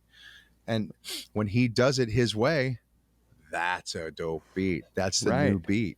That's the cool part. How many songs do you think? When you're given those chances to do that, it's magic. When you're not, you just sit back and do your thing. How many songs do you think you've learned over the course of your career? You've been playing drums and gigging for a long time. Dude, it's ridiculous, because I went back to New York at one point for 2 years and played in a wedding band called Triangle Times, and we knew 2,000 songs. 2,000? They had one of those books. Yeah. There's 2,000 songs in it. The wedding people would choose 100 of their favorite. What year was those this? Those would be in the list. That was 1992, 93. And a wedding band in 1992, 93, you're probably playing a lot of the same songs that I was playing 15 years later in a casino and wedding band. You're playing. Oh, yeah. Can we? Oh, my love, my darling. Are you playing dance songs? Or like you're playing Earth, Wind, and Fire. You're playing like. Oh, yeah. You're playing Commodores. Lady in red, she's dancing with me, cheek to cheek. And then celebrate good times. Come on. That's a good one. And then dun, dun, dun, dun, dun. All right, let's make your way out to the dance floor right now. We're bringing out the second meal. We see Mr. and Mrs. McGillicuddy making their way towards the cake, and we're going to give you about 20 minutes of nonstop Motown. You guys remember it? Hey, get a piece of that sugar pie. Sugar pie, honey bunch. You know that I love you. Oh, yeah, Mike. What do you need, baby? I got you. There was 4 beats in between each song, Mike. That's it. That was my kick drum. Right. The guy would turn around and go like this. 2,000 songs. He'd go, no set list. He'd be like. He would call them out. He'd be like this. He'd be like this. He'd be fucking Emerson, Lake and Palmer. Like, he had, guess what? I was also the sound man and roadie for this band because you can't not pay me to take some money. Okay. Right. So they paid me in 1992 $175 to go to the guy's house, put my car in the driveway, get the hide key under the van, hit the clicker for the garage. This motherfucker wasn't even home, Mike. I'd hit the clicker for the van, open the garage, back the van up to the garage, load bass amp, guitar head, bass head, 3 horn stands, mic stands, 2 JBL side fill speakers, the old 710, like the big Monged ones. I think the 710s, the big ones with the big ass horn and the 215s and an 18, 2 on either side. The whole board, all the equipment, bring it there, set it up, run the Rain Pink Noise EQ, change into a tuxedo, get paid $350 for the wedding. Still getting paid more. Then I get paid on Tuesday. You get paid more I than sleep all the day bass Monday, player. get paid on Tuesday. Dude, the bass player, Roy DeJesus, still in the band. That's amazing. The horn player, Maverick Johnson, still in the band. Plays with Cheryl Pepsi Cole and also goes to the friggin' Apollo after weddings to go guest horn. Amazing. Like, it's crazy. And those guys were like, bam, bam, bam, bam, bam. So he would turn around, look at me, he'd be like, Unchained Melody. And I go, duh. Wait a minute. Let's play a game. What's the game? Let's play a game. I call a song, you play the beat. Okay, go ahead. You're at your drum kit, right? I think I have something. Oh, Chuck, tell us what he's won. Okay. Let's see. Do you got Rock with You? Rock with You. What's that? You mean Michael Jackson? Yeah.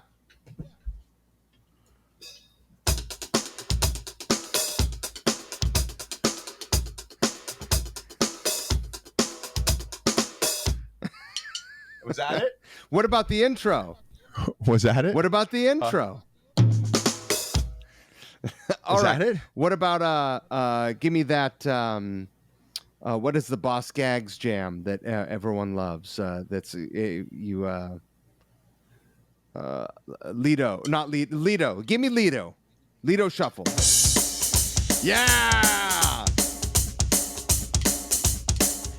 Lido let that bullet thing you left the shack, but that was long ago.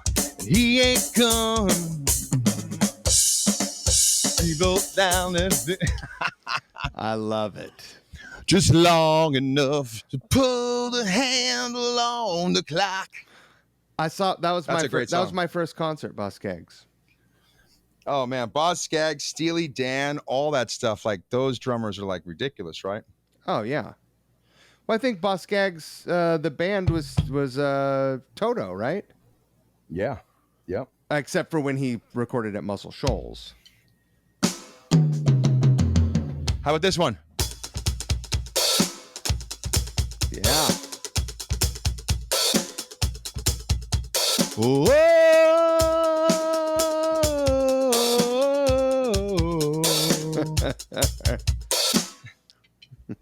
I don't think I could sing that one and play that one. That's What else you tricky. got? How about this one? How about this one? How about this? Yeah.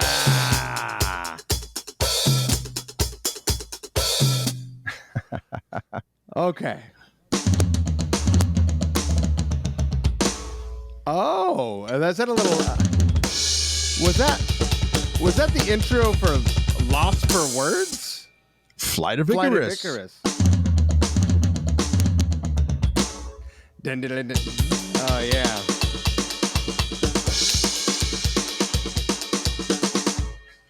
Nice. All day jackassery. So, when are you gonna cut the track for this the next Couch Riffs jam that we're doing? I think I'm going to be doing it tomorrow rehearsal. Sunday is Easter. I think Sunday maybe sometime if my engineer has time. Yeah. Yeah. No, we're doing it. I'm jazzed. I'm jazzed for Yep. it. And I'm gonna do. I hope you don't mind. I'm gonna do a separate edit for just the cowbell in the beginning. Just me like. That's just me Great. video. Please. Oh yeah, go for it. Literally has to start with like an up close of my huge pumpkin head. That's and the cowbell. Like, no, I would love it. it. I would love it. I would love it. Great, perfect song, dude. I love. Are you kidding me? I love songs like that. Let's not give it away. Let's not give it away. No, I won't. But that type of music, I want to tell you, was the music that was coming sort of across the hall from my sister's room. Yeah. So it was kind of like coming in. I was like, what the F is this? And then I was like, this is moving, you know? And she was kind of the one that got me into pop and just like all that kind of stuff, my sister. And I credit her because, man, there are not a lot of rock drummers. I know so many rock drummers, like famous dudes, and they just can't pop. They just got no snap, you know? It's just all right, you know? And there's just something about like funk and groove and reggae. It's just a lot of fun for drumming. What's your plan this year for playing?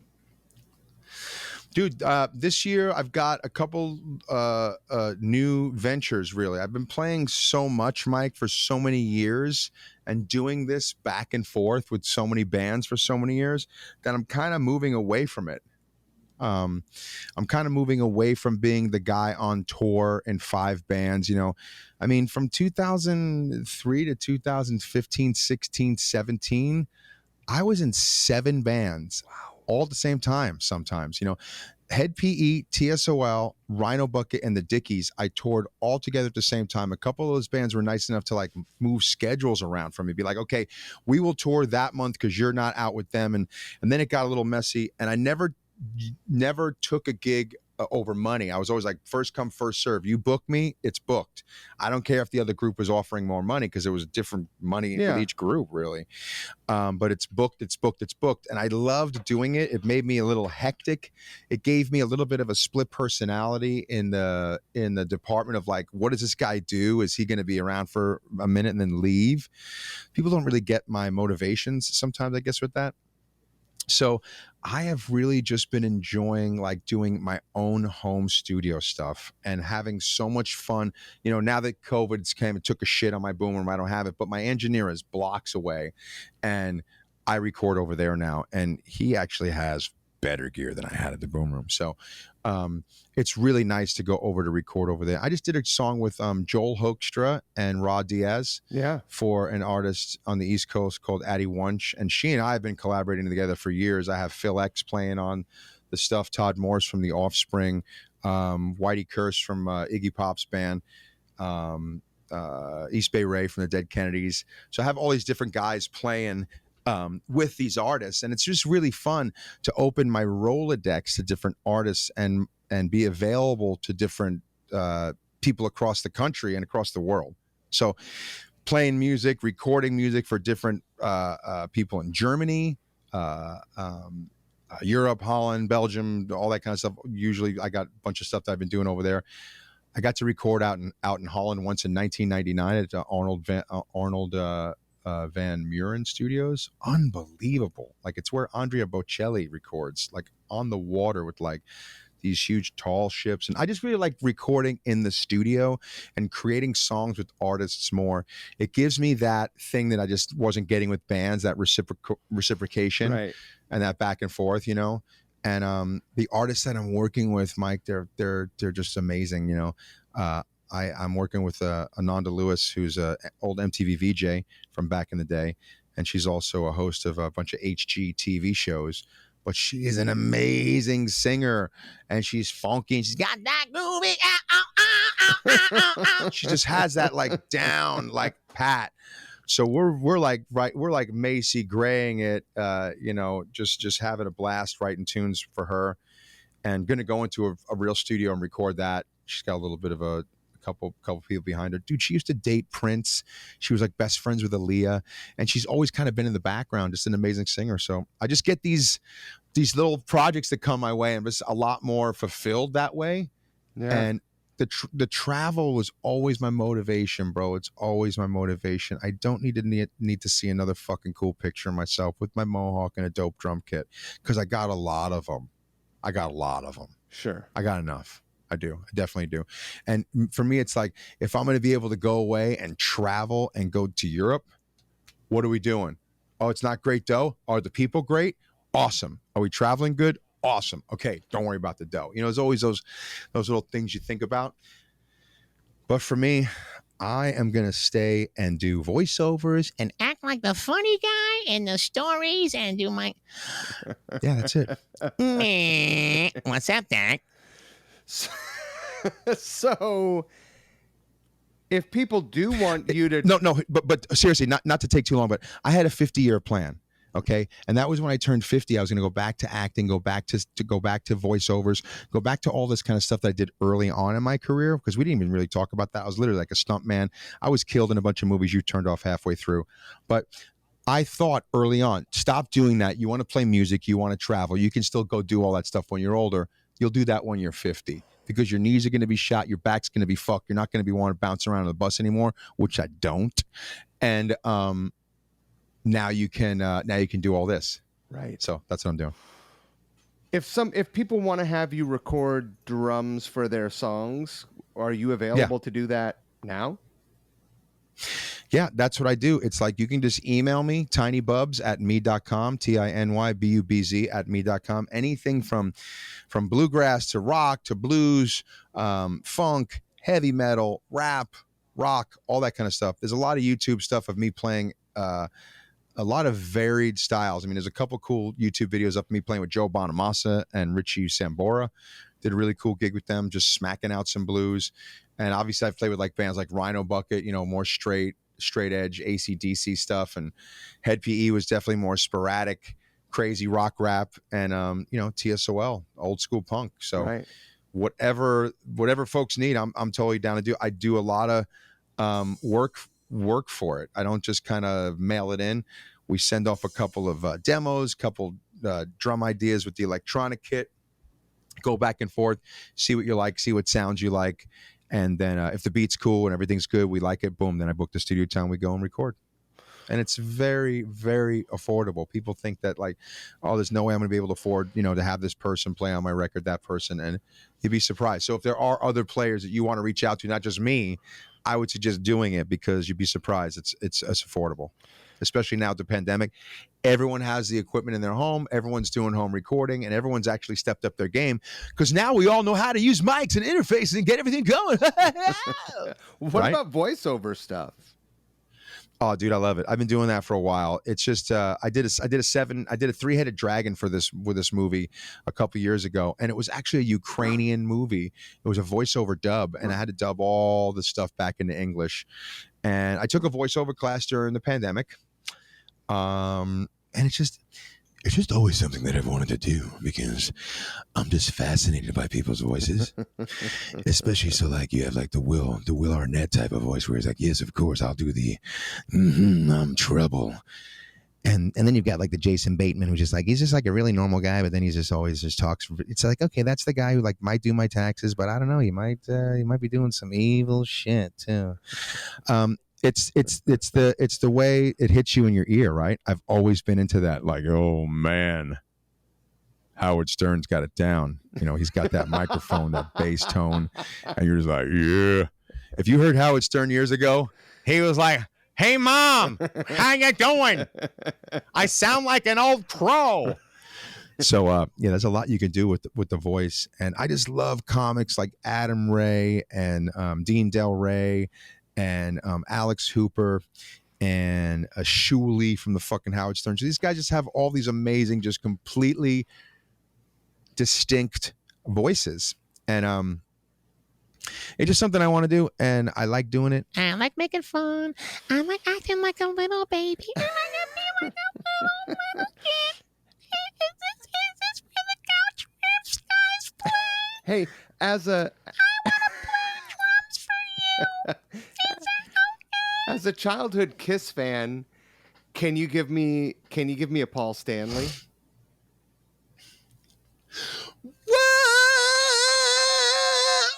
Paul Stanley now would be.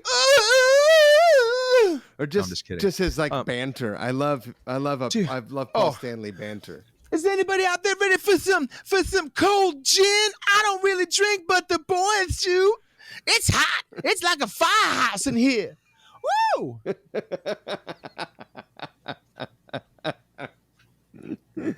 Yeah, he's hilarious, right?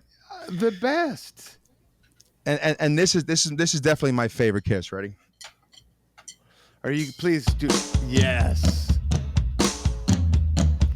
That's it, dude. That's it. That's it. The tone of those drums just sounds like they're drums in your garage. You know, like the first time it's like it's like terrible sounding recordings.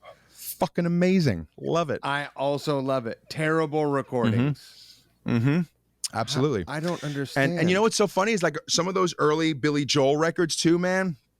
Even though Phil Ramone did those records, the toms sound kind of sus and they sound kind of weird and like little peaked, little sick, little like little Pepto-Bismol.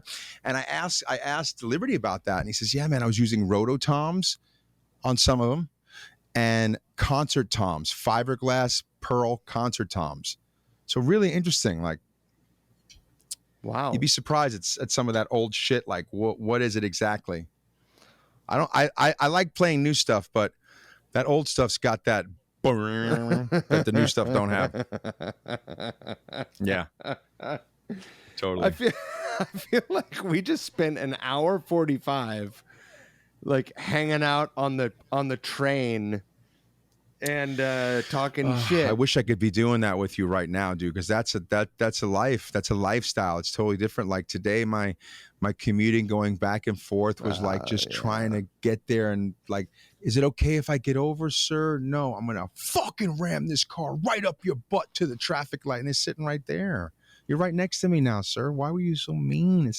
In New York, bro, it was amazing. My chick was like going, that. What the? She was like, what the fuck with this Meadowbrook Parkway and this Wantaw Parkway in this southern state? It's like you get on, you get off. There's 25, 30 feet deep of greenery. She goes, that would be a whole bum picnic over there in California. There'd be 10,000 people over there having a friggin' Woodstock festival. I'm like, you're right. And they're like, go ahead. They blink. Mike, the other day, I said to Mike, I yelled. I looked, I go, this motherfucker just blinked me. Second guy that's blinked me this week to let me in. No one blinks me in California. No one. And they do this, and they do this, and they do this on getting on the highway. Yeah. No, actual the zipper merging. thing. Actual no merging. 36 cars up, no 40. Like, dude, you don't need to do 60 miles an hour in the far right lane. It's that merge lane vibe happening. I think about I don't even think about myself, dude. I just think about all the older, the indigent people, the little muffed up in the head people that are like just driving around trying to get to where they got to go. They must just be like rattled out here. Rattled. I can't imagine.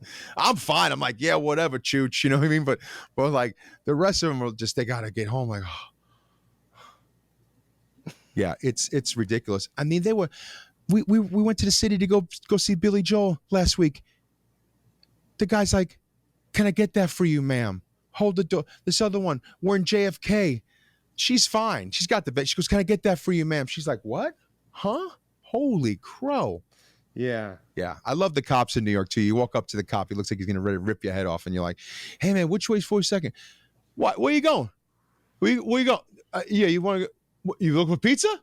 Pizza? Oh, fuck. Let me tell you. Don't go 42nd. No. You got to go fucking. Listen. You with him? Yeah, I'm telling you right now. Listen to me. All right, you go down there. Like, that's the guy. Right. That's who I want. That's my town. That's my town. Yeah. Well, you know what? It'll be great to have you here. If I'll be back, dude. I'll be back. We'll go do some lunch with Liberty DeVito one day, and you really hear some stories. Why not? Every time I think I'm a little harsh, I think I'm like laying it on a little. Just tone it back a little bit, Bubz. Nah. If you guys haven't already, please go follow Liberty DeVito on Facebook. He's awesome. He is a blast. He is a blast. The other day he was like, he goes, yeah. of course, the fucking platform has no freaking cameras that are working, but all the cameras at the red light on the corner are working by my block, right? Yeah. The red light camera's working, but he tells it like it is. I love That it. was a bad move, not having cameras that worked. I'll tell you, the first thing that struck me is there were gunshots and nobody was falling over. No one was like sprinting and knocking the next person over. That was what was that was, huh? It was. It must have happened very fast. I think it must have happened very fast. So it wasn't like pop, pop, pop, pop, pop, pop. Right. You know what I mean? Because then you would have been like, whoa. I think it was just so then it was done. Because by the time a lot of those videos came on, did we even hear any?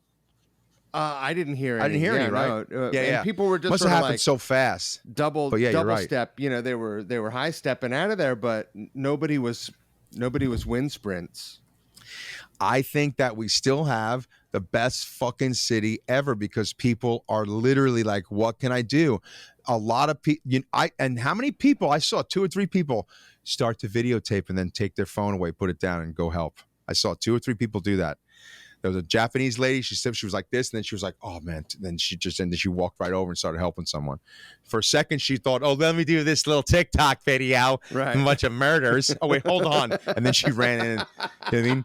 So it was like, it was nice to see that, that there was like there was a moment of clarity. It just goes back to that dude. It goes back to 9/11. It goes back to freaking Puerto Rican Day parades closing down certain streets, and everyone closes down the streets, and no one gives a shit, and the parade goes on. It goes back to the ticker tape parades for the hostages. The Iran hostages were being released in 1978, 9, something like that. I remember going to the city with my mother, and I was on my mother's shoulders and holding my sister's hand, my mom holding my sister's hand, and we were like watching the ticker tape parade, and everyone was coming together. Glory be to God. These guys are back. These guys are safe. The whole fucking city went crazy. That's been going on forever. You have a block party. You have a blackout. You have a blizzard. People are bringing you food. People are checking on you. It's kind of always been there. And I understand that it has changed a lot for a lot of people, but I'm here to tell you, man, as someone that comes in 2 or 3 times a year, it has not changed. It's still dope. It's still cool. Yeah, things have changed. The politics are a little wacky. Some of the prices are obviously changing, but the people are still really what makes it what it is. Yeah, man.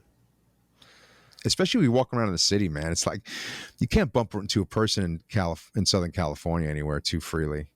Right. Jen was doing that. Jen rocked a couple dudes. Like my girl, like turned them, boing, and they would just kept going. And she was like, "Oh my God!" I go, Jen, we don't do that here. Yeah. We don't do that. There's no, it's just boop next. Yeah. He's fine. You hit him. You know what I mean? Yeah, it's amazing. It's so cool. I'll be back. I think my dogs are starting to go a little bananas, and I think we got to wrap it up. Yeah, I want to eat. I feel like I'm starving. I feel like we could do this fucking all day long. Dude, I'll come back and we'll talk to PLJ and we'll be the morning show guys. All right, homie? Let's do this. Great. It's the Mike and Tiny show. Hey, we got you 8 o'clock hour coming in. Hey, Mike, the FDR looks really screwed up. But hey, when isn't the FDR screwed up? Hey, hold on. Yeah, so listen, I'd be down. Hey man, thank you so much for having me on your drummer appreciation program. I know you had a lot of drummer awareness, Tiny. Drummer awareness, that you're making people aware that there's drummers. Hey, there's drummers, guys. Just so you know. Fredo, great friend of mine. I love Alfredo Ortiz. And what a dude. What a chill motherfucker. Yeah, he's so nice. I know. You know, I could never be, I can't. I wish. Like just to be that, like, he's cool. He's cool as a cucumber. And he has such cool gigs. And he has invited me and he's had me at some really amazing hangs. We hung at, it might be one of the last times he saw his guy, the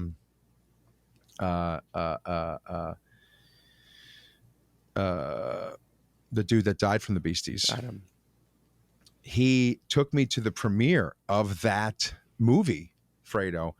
And then we went to the Roosevelt Hotel and bowled with the Beasties after. And like, he was there. Yelch was there, and he had like a patch over his neck where he was having surgery for like his cancer in his neck or thyroid or something. But yeah, he was in bad shape. But that was a fucking that was a one in a lifetime of like thing. Like, there was maybe like a few hundred people at the Egyptian Theater, and they showed the movie, and then we went back to the Roosevelt and bowled with 50 people and had cake and partied about the Beastie Boys movie premiere. That's sick. That's cool. That was the tour Fredo's thing. The hey, I filmed this or whatever. I shot this or whatever it was called. Yeah. That's sick. Yes. How cool. Yes. Yeah, and it was alternate people. There was other people playing them, and there was, I forget, but it was a rip. It was a pisser. And I just remember being like, I'm always a kid too. That's the one thing I want to say that before I go, is that if anyone's gotten the wrong idea about me, just remember this, man. I'm always a kid. I'm just a big kid inside. I love to do this. I want it to be magical. I want it to be fun. I don't want there to be any stress. I don't want there to be any problems. I don't want there to be anyone pissed off, angry, too fucked up, too abusive of the drugs and the alcohol.